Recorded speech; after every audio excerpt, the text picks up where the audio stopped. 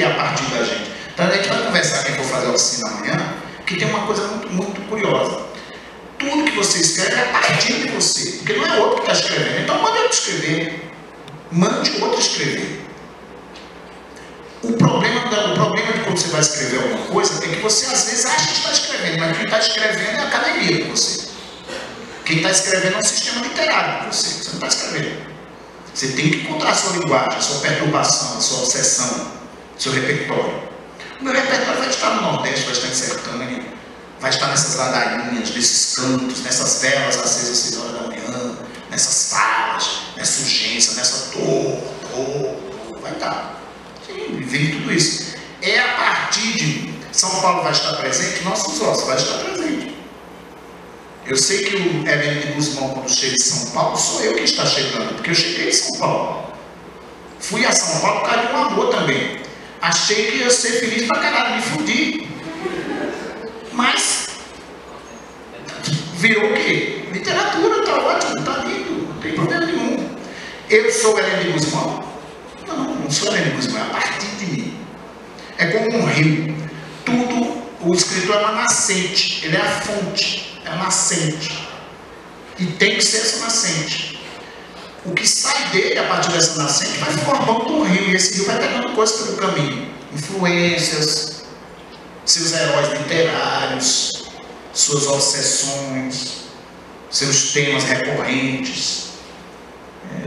Então não é, essa coisa fica muito essa coisa de autobiográfica. Tanto é que nossos ossos, quando perguntaram para mim, é autobiográfico? Porque eu perguntar, claro, que nasceu em Sertânia, o personagem Hermínio de Guzmão, vocês sabem a história dos nossos ossos?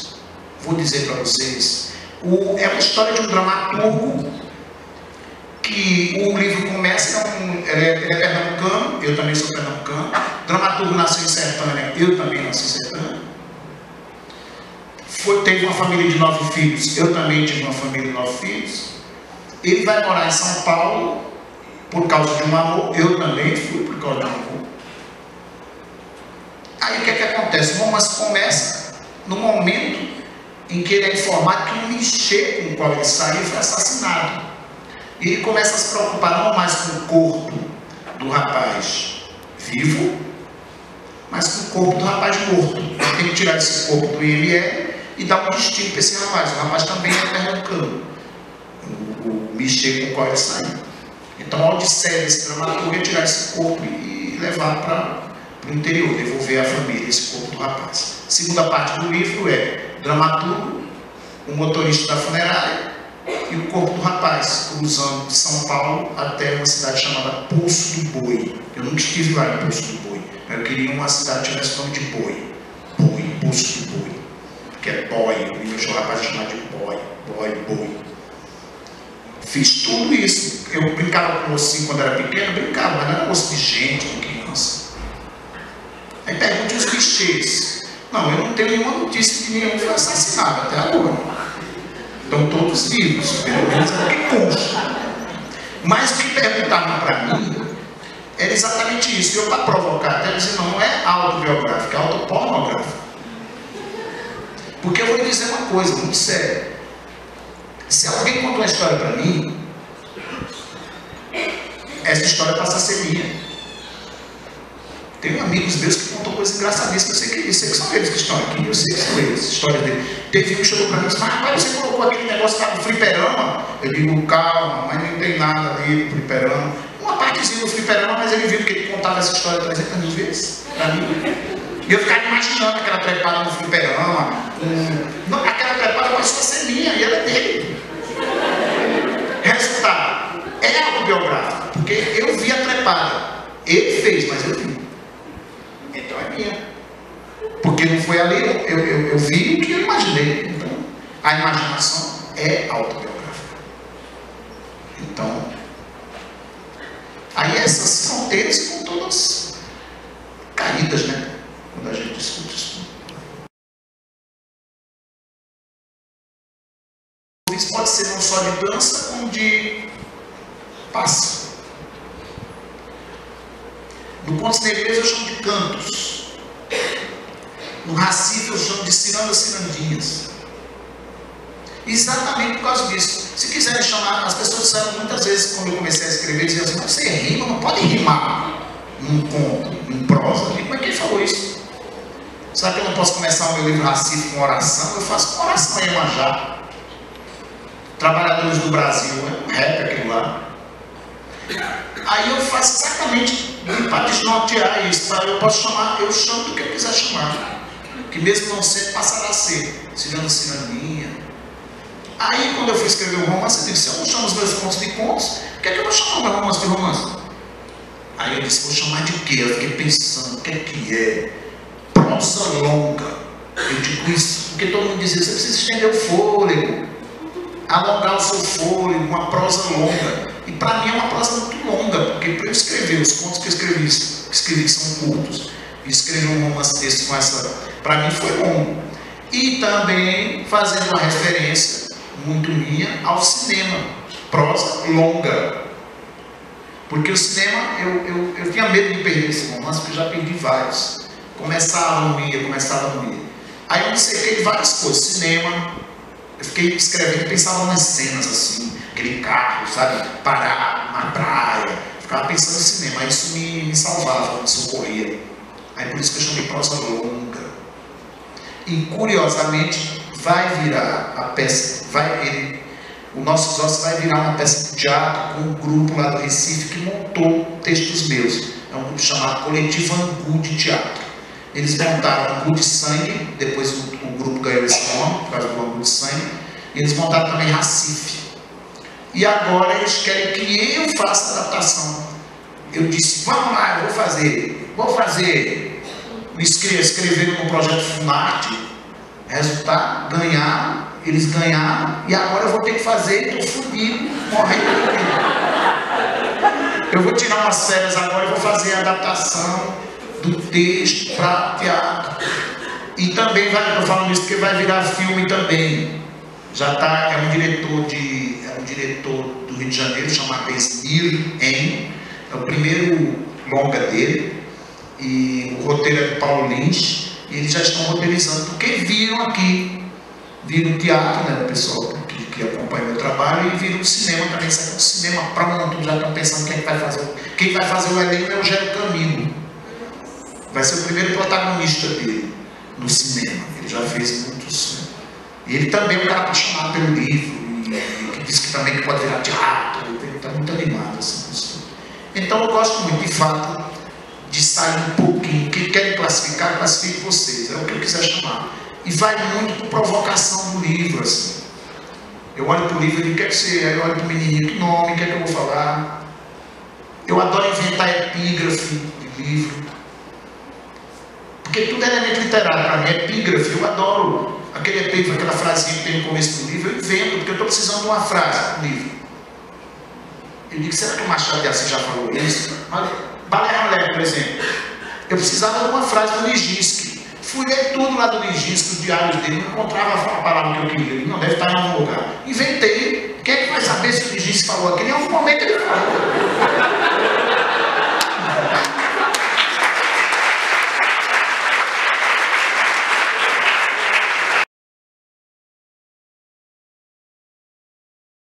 Brito é um escritor e um dos caras que pensaram o tropicalismo. Pensaram o tropicalismo. O Caetano diz isso, o Gil diz isso. É um senhor de 70 e poucos anos, que era, digamos, a grosso modo aqui, ele era um antagonista do Ariano Suassuna em Pernambuco. O Ariano Suassuna defendia a coisa arboreal e ele defendia o tropicalismo, era aquela confusão. E o João Mar diz uma coisa ótima, que ele também é chamado de agitador cultural. Ele diz, eu não sou agitador cultural, eu sou agitado cultural. Aí eu gosto dessa agitação. Eu lembrando de onde é que vem essa coisa do agitador. Quando eu comecei a fazer teatro no Recife, eu descobri que eu podia escrever peça de teatro, fui lá escrever. Aí eu quis produzir, fui lá produzir. Aí eu, com 18 anos, eu digo, eu quero que a minha peça vá para o principal teatro dessa cidade, o Teatro de Santa Isabel, que ele tirou o teatro municipal de lá. Aí meus amigos diziam, você está maluco, um grupo amador da periferia vai no Teatro de Santa Isabel? Nunca que eles vão deixar. E vocês perguntaram para ele. É uma mania de colocar não na boca do outro, né? Você foi lá perguntar, eu não fui perguntar. E eu era um excelente datilógrafo. Na época, datilografia, um projeto lindo.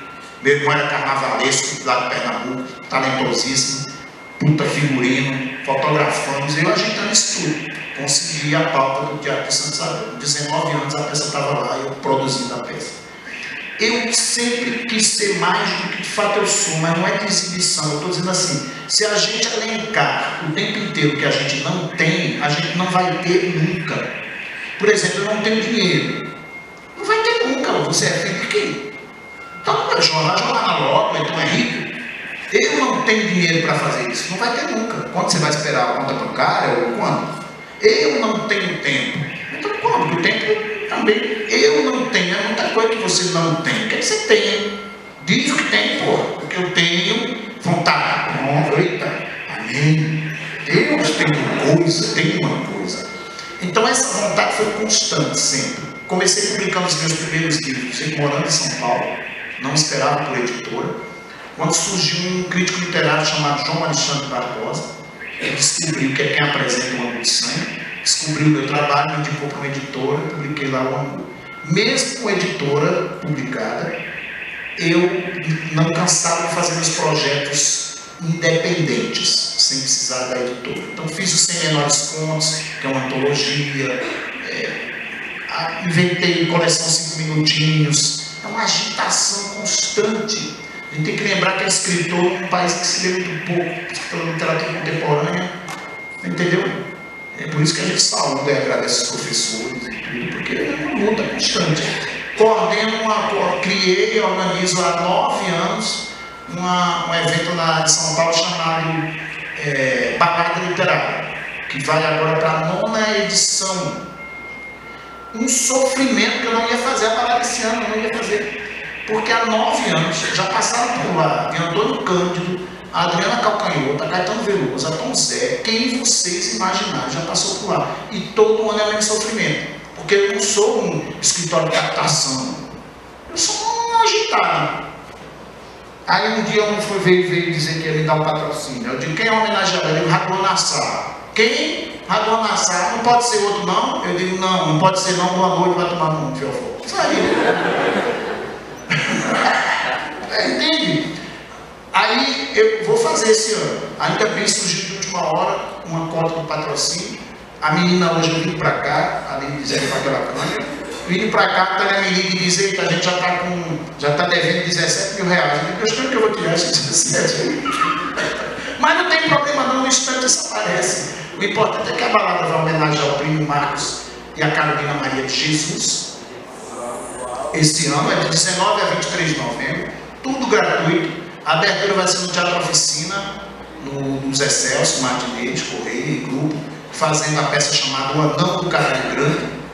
E vai começar com essa peça, a homenagem ao Primo Marcos, exatamente no dia que ele faria 15 anos, em que faz 15 anos da morte dele. Então, essa agitação é permanente, exatamente para lembrar que eu sou escritor, para lembrar que não é aquele escritor que fica em casa, escreveu e já diz assim, ah meu Deus, já está tudo bem. Não está tudo bem não, tem que estar agitando mesmo. Mas eu gosto dessa denominação, agitador cultural. E eu vou ler Homo erectus. Será que eu li Homo erectus? Meu Deus, eu não sei, agora eu não sei nada. Peraí, sabe o que eu acho? Sabe o que eu acho que... Ah, já sei o que eu vou ler. Vou ler um que eu tenho que ser decorado. Pronto, é ótimo. Por que eu não vou ler Homo erectus? Que tem cu de novo. É um danado de tanto cu aqui, é isso aqui, isso aqui. É um negócio impressionante. Então eu vou ler. Eu vou fazer um que eu faço nos saraus por aí. É um conto chamado Trabalhadores do Brasil, que abre Contos Negreiros.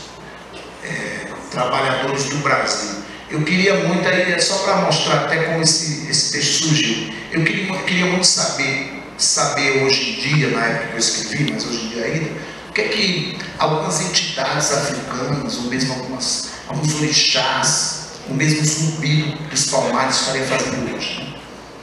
foi movido por isso e abrindo o canto primeiro, né? Canto primeiro no canto da igreja, trabalhadores do Brasil. Ficou assim. Deixa eu tomar uma água. Trabalhadores do Brasil.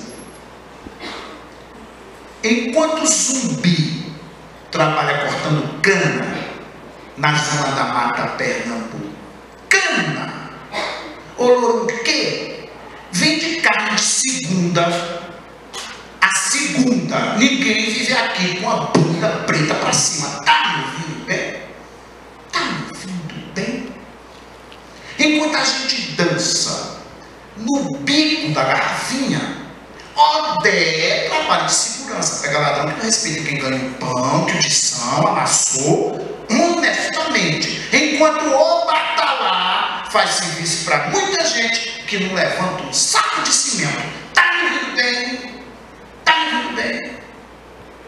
Enquanto o Lorum trabalha como cobrador de ônibus naquele trânsito, naquele transe infernal de trânsito, ou sonha com um novo amor para ganhar um passe ou dois na praça turbulenta do Peru, fazer sexo oral, anal, seja lá com quem for. Tá me ouvindo bem?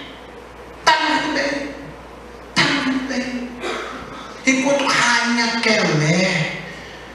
Quelé limpa a fossa de banheiro, sambongo, bungo na lama. Isso parece que tá grande, porque eu pulse junto a qual sambongo na merda, pulando de cima da ponte. Tá me ouvindo bem?